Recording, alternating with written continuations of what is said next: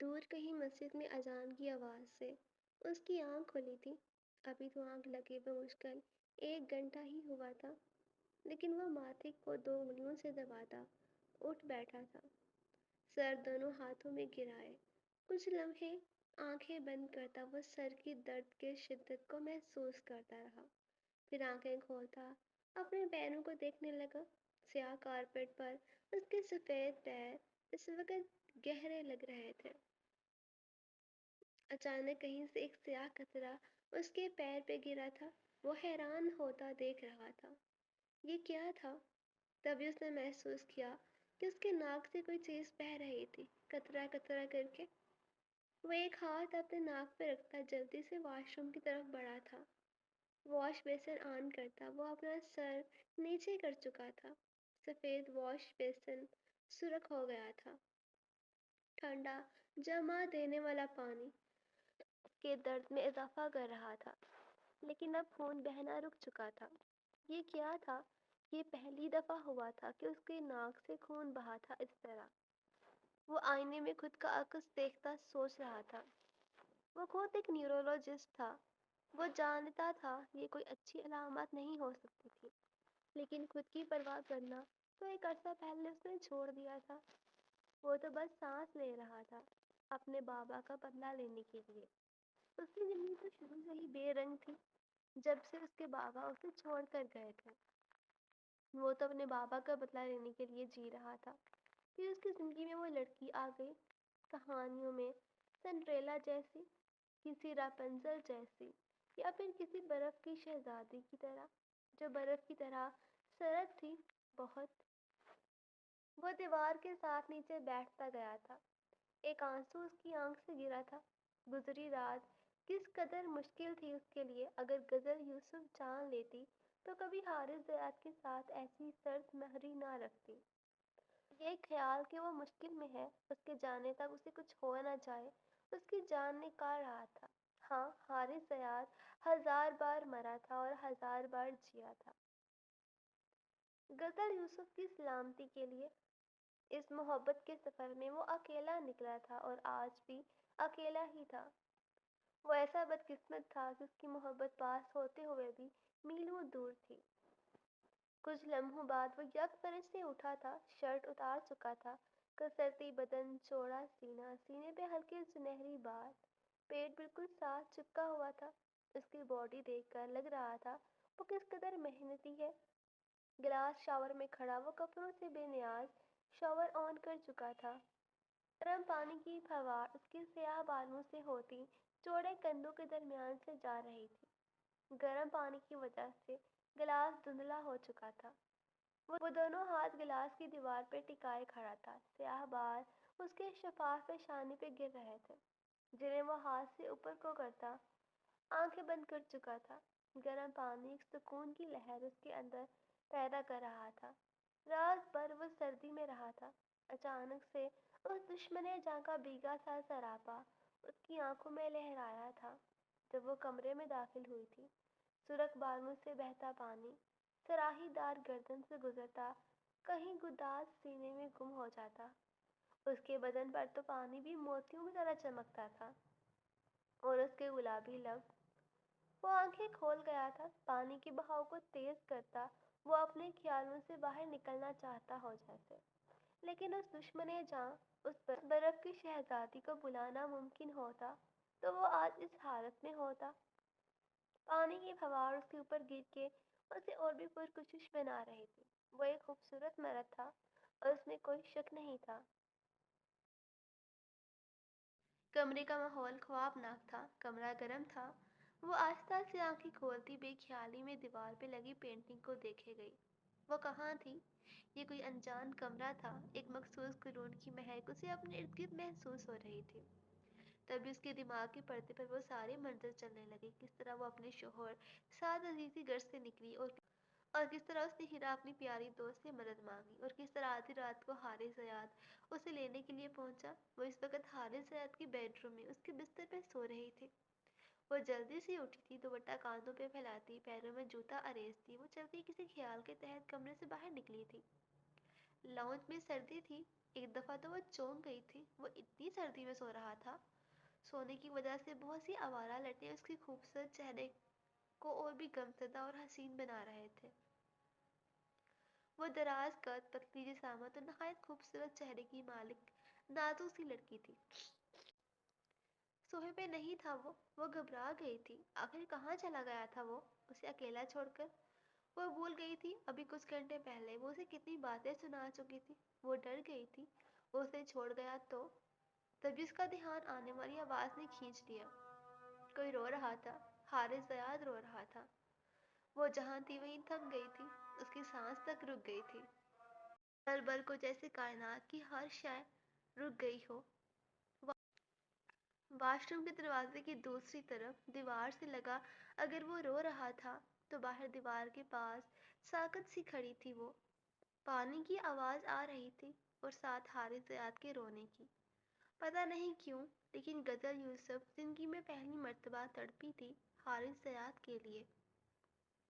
उसका हाथ दौड़ना पे लगा ही था कि वो होश में आती दूर हो गई थी। वो दौड़ते हुए कमरे में वापस बंद हो गई। उसे यहाँ से जल्द उसे यहाँ से जल्द अज जल्द निकलना होगा। वो हारिस ज़याद के साथ नहीं रह सकती थी। वो साहिर था, जादूगर था। कमरे में दाएं से बाएं चक्कर लगाती वो सोच रही थी। उसके पास फोन नहीं था, वरना वो हिरा को कॉल कर लेती। थोड़ी देर के बाद दरवाजे में हल्की सी दस्तक के साथ उसकी आवाज उभरी थी। गजल, आप बाहर आ जाएं, नाश्ता कर लें। मुझे भूख नहीं, वो दरवाजे के पास आती बोली थी। जबकि उसकी बात सुनकर उसका दिमाग घूमा था। वो बिना दस्तक के अंदर दाखिल हुआ था। वो जो दरवाजे के साथ कान लगाए उसके जाने के इंतजार में थी, उसके अचानक दरवाजा खोलने और अंदर आने की वजह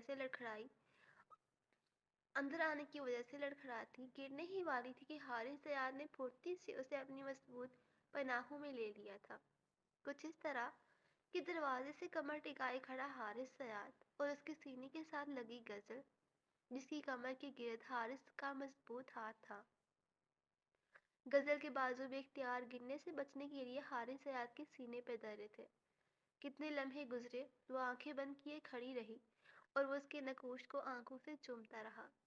उस हसीन परी पेकर की आवारा लट्टों को सफेद रुखसारों से हटाने के लिए हाथ आगे बढ़ाया ही था कि उसने आंखें खोल दी। उस लम्हे न जाने गदर यूसुफ की आंखों में वो कैसे जज्बात थे कि कितने ही पल हारिस ज़याद उन आंखों में खोया रहा। गजर यूसुफ भी उन सियाह आंखों में देखे गई, जिनकी चमक उसे देखते ही बढ़ जाती थी। गजल के हाथ के नीचे हारिस ज़याद के दिल की धड़कनों का शोर बढ़ रहा था कि वो सुन पा रही थी। पहली बार वो उसकी धड़कनों का शोर सुन रही थी। तभी हारिस ज़याद का खून बजने लगा। एक पल में वो तिलिस्म टूटा था। वो जो एक दूसरे में खोए हुए थे। गजल यूसुफ एक पल में उससे अलग हुई थी और जिन बेइतबार नजरों से उसे देखा था वो वहीं खत्म हो गया था। अगले पल वो कमरे से बाहर था। आने वाला फोन हीरा सिद्दीकी का था। वो लैंड कर चुकी थी और इस वक्त पेशावर अपने घर में थी। वो उसे कह रही थी वो गजल को वहीं रोक कर रखे, वो उससे मिलने आएगी। वो एक बार फिर उस दुश्मने जाने कमरे के दरवाजे पर खड़ा था। मदम सी दस्तक देता वो मुजरिमों की तरह बोला था, गजल, आपकी दोस्त हीरा की कॉल आई है। उसके अल्फाज पूरे होने से पहले ही वो बाहर आ गई थी। क्या क्या कहा उसने? वो मुझे लेने आ रही है। कहाँ है वो आ गई है तो उसे लेकर आए आप, मुझे उसके पास ले जाएं। वो नॉन स्टॉप बोलती जा रही थी। गजल, वो कह रही थी आप यहीं रुके, वो खुद आ जाएंगी, लेकिन आप यहाँ से नहीं जा सकती हैं। झूठ बोल रहे हो तुम, मुझे यहाँ रोकने के लिए? मुझे अभी इसी वक्त जाना है यहाँ से। वो गुस्से में बोलती बाहर के दरवाजे की तरफ बढ़ी थी। कैसे जाएंगी आप? वो पेशावर एयरपोर्ट पे उतरी है और इस वक्त अपने माँ बाप के पास है, और वहां जाने के लिए क्या आपके पास पैसे हैं? वो जो दरवाजे के पास खड़ी थी उसके अल्फाज सुनती रुक गई थी। चेहरा धुआं धुआं हो गया था, लेकिन वो रुका नहीं था, बोलता गया था। तुम क्या समझती हो, यहाँ से निकलोगी और जहाँ चाहे चली जाओगी? तो मिसेस साद अजीज, आपका शोहर इसी शहर में रहता है। पहली दफा हारिस ज़याद उसे इस तरह पुकार रहा था। ये लहजा उस हारिस ज़याद का नहीं था जिसे वो अब तक जानती थी। وہ پیچھے پلٹی تھی تاکہ دیکھ سکے وہ کون تھا۔ اگر اس نے آپ کو اس طرح دیکھ لیا تو وہ کیا کرے گا، یہ مجھ سے بہتر آپ جانتی ہوں گی۔ آخر کو آدھی رات کو اس کے گھر سے بھاگی ہو تم۔ غزل کا ہاتھ اٹھا تھا اور حارث زیاد کے چہرے پہ نقش ہو گیا تھا۔ وہ جو ایک احساس جاگ رہا تھا کل رات اور صبح کے بعد وہ پل پر میں نفرت میں بدلا تھا۔ وہ لال انگارہ آنکھوں سے اسے دیکھ رہی تھی اور وہ زخمی نظروں سے اسے دیکھتا زخمی سا ہنسا تھا، سر کو خم کرتا جیسے شکریہ ادا کر رہا ہو۔ ناشتہ کر لیں غزل، وہ کمرے کی طرف پلٹی تھی جب وہ بولا تھا۔ رات جیسا وہی لہجہ، وہ کامیاب ہو گیا تھا غزل کو غلط قدم اٹھانے سے روکنے میں۔ بھوک نہیں مجھے، زہر کھر لہجے میں بولی تھی وہ جانے لگی جب وہ اس کا ہاتھ پکڑتا اسے ڈائننگ ٹیبل کی طرف لے گیا اور وہ کسی ٹوٹی ہوئی شاخ کی طرح کھینچتی چلی گئی۔ کھانے سے کیا دشمنی ہے آپ کی؟ یہ کھانا میں نے نہیں بنایا ہے، بازار سے لایا ہوں، تو آپ اسے کھا سکتی ہیں۔ ہر شخص کو سعد عزیز سمجھنا چھوڑ دو، کم از کم حارث زیاد اتنا گھٹیا نہیں ہو سکتا ہے، چاہے تو آزما لو۔ کہتا وہ فلیٹ سے باہر چلا گیا تھا، اور یہ بات غزل یوسف بھی جانتی تھی۔ وہ شخص جس سے اس دنیا میں غزل یوسف کو کوئی خطرہ نہیں تھا وہ حارث زیاد ہی تو تھا۔ لیکن کیا کرتی، ایک ذہنی مریض کے ساتھ ایک سال رہنا اور بدترین جسمانی اور ذہنی اذیت سہنا اور شادی کے نام پر ایک گاڑی جیسے رشتے کو برداشت کرنا آسان نہیں تھا۔ وہ پھوٹ پھوٹ کر رو پڑی تھی۔ کاش کاش حارث تم، الفاظ ٹوٹ گئے تھے۔ کچھ انکہے الفاظ کب کہہ ہو جاتے ہیں پتہ بھی نہیں چلتا، کچھ احساس کب دل میں آ جاتے ہیں پتہ نہیں چلتا۔ یہی محبت کا آغاز ہوتا ہے شاید۔ آخر کہاں چلی گئی وہ کل موہی، میرے ہیرے جیسے بیٹے کو داغ لگا کر کہاں دفان ہو گئی ہے وہ۔ سعد عزیز کی ماں صحن میں کھڑی ہو کر چیخ رہی تھی۔ اماں کسی یار کے ساتھ بھاگ گئی ہوگی وہ، ہمارا منہ کالا کر کے گئی ہے وہ، اور یہ تمہارا ہیرا جیسا بیٹا اپنی بیوی کو قابو نہیں کر سکا، نامرد کہیں کا۔ صحن میں ٹانگوں میں سر گرائے بیٹھے ساس کی طرف دیکھتی اس کی بہن ندا کچن سے ہاتھ میں چمٹا پکڑے نکلی تھی۔ آج اس کو ناشتہ بنانا پڑ رہا تھا صبح صبح، تو وہ اپنی ماں اور بھائی کو بھی آئینہ دکھا رہی تھی۔ چپ کر جا بے غیرت، چپ کر جا، اس سے پہلے میں تیرا سر پھاڑ دوں، اپنے بھائی کو کیا بکواس کر رہی ہے؟ ارے نامرد، تو وہ تیرا شوہر تھا جو ایسی اپاہج اولاد ہمارے ماتھے لگا گیا۔ اندر لیٹے علی کی طرف اشارہ کرتی وہ بھی بیٹی کو جواب دے رہی تھی۔ وہ اپنی طرف سے اسے لاجواب کر چکی تھی، لیکن وہ بھی انہی کی بیٹی تھی۔ خبردار اماں، خبردار، اگر تو نے ایک لفظ بھی میرے بیٹے کے بارے میں نکالا تو میرا منہ نہ کھلوا دوں، اور تیرا یہ بیٹا، تم اسے تو ایک شیطان پڑکی لڑکی نہ سنبھلی اور تانے مجھے دے رہے ہو۔ اور یہ چمٹے سے ساس کی طرف اشارہ کرتی بولی، اگر اس میں اتنا دم ہوتا تو اس کے پر کاٹ لیتا، پتہ نہیں کب کی عاشقی چلا رہی تھی وہ اس کی ناک کے نیچے، اور یہ سوتا رہا۔ وہ بھاگ گئی ہے نا اپنے عاشق کے ساتھ۔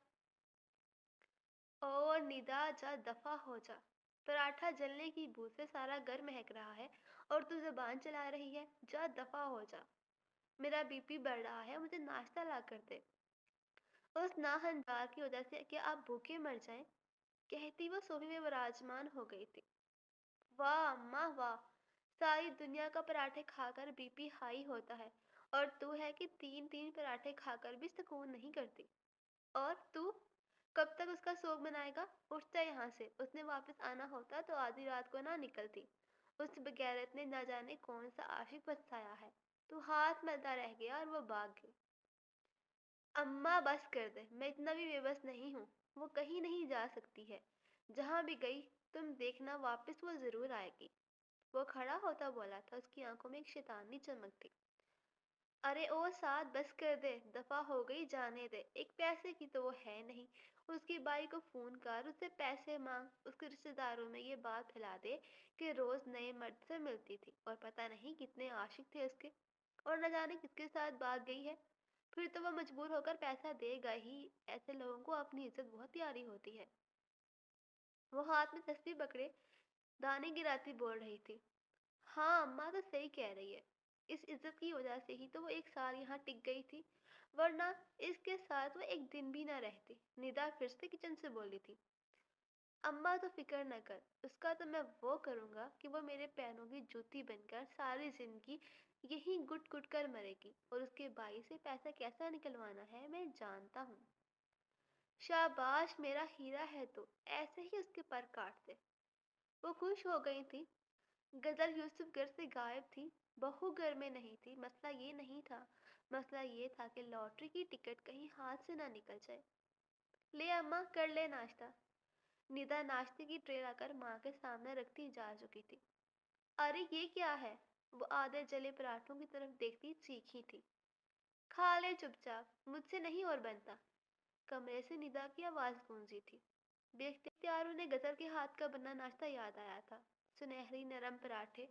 انہوں نے ساتھ کی طرف ایک نظر دیکھا تو وہ سمجھ گیا تھا اب اسے باہر سے ناشتہ لانا ہوگا۔